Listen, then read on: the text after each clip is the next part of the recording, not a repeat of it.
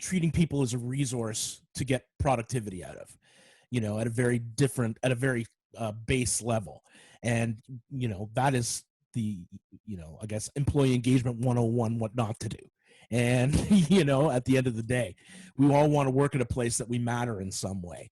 And I think that that is where we start to see a lot of the engagement stuff start happening, because really, when you are engaging your workforce, you are essentially treating them as with dignity. You're treating them as the engine that runs your company. It's not an antagonistic relationship like it is with a lot of companies, where you've got management on one side and you've got the working staff on the other, and they're constantly clashing because they've got to reach these numbers, and I'm not pushing these people hard enough, and you know what I mean. And that's where the issue starts. So when you say you wanted to get away from that, just using your, for lack of a better term, people as just a resource to maximize their productivity, I totally get that. For me, I know exactly when it happened for me, and it happened before PACE, where I was very young. I was probably about 21 or 22, so it was kind of like late 80s, early 90s. And I was working at a overnight camp, and I was director of music and theater. And my job essentially was to corral 400 kids and put on 5 productions in a period of 6 weeks. And so I had a staff of people that would do this.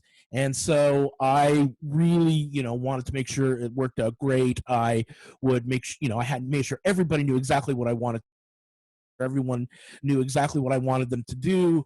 And I made sure that my hands were in everything, and to make sure that it was going to turn out great, because I didn't obviously want to lose my job.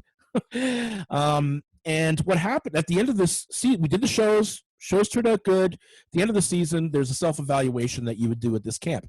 And I did my self-evaluation, and my staff did the evaluation of me. And what happened was, out of the 3 staff, all of them said they wouldn't want to work with me again.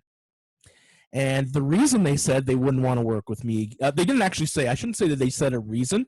They just said, if you had the opportunity, would you work with the director again? And the answer was no.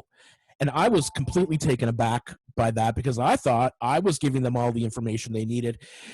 I was directing it properly. I was making sure that the beginning was looking like the middle was looking like the end. And, I remember late at night thinking about this. Why do these people not want to work with me? And it occurred to me as I started talking about it that I kept saying the word I. I wanted to do this. I did this. I did this. I did this. And then we got the product that we deserved.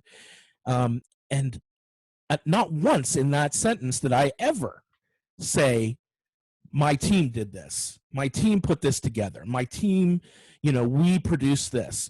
And that was the real epiphany for me, is that I had to essentially get out of my own way and let this team of people, who are great people, do the job they need to do. Now, I was young and stupid, and, it took me a lot longer than that to figure out a way to execute that within the organization itself when I came to PACE. But as the time went on, and just like Ray was saying, I got better at it. I did more reading. I kept putting myself in the place of the people that were working for me. And I realized that if I want to work in a place, like Ray had said as well, that I want to come to work every day and be happy, I have to treat everybody like I treat myself.